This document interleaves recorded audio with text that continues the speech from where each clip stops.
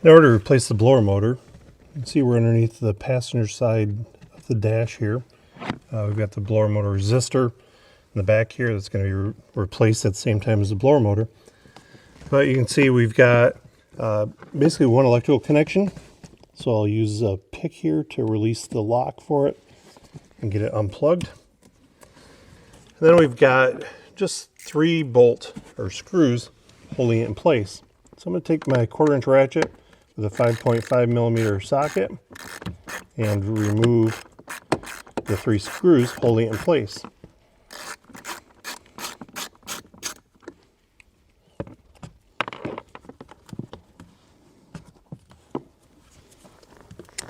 There.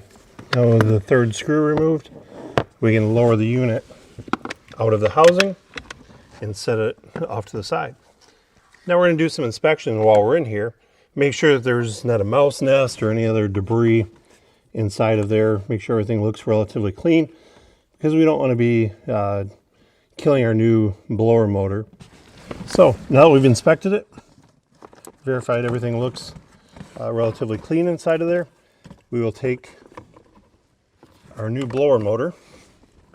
There, now that we've got it lined up and held in place, I can install the 3 retaining screws, make my electrical connection here, and then verify that the system operates properly.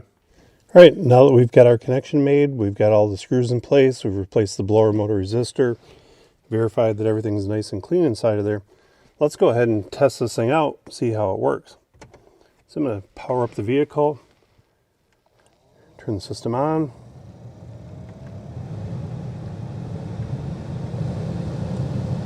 So we run it through the various fan ranges here.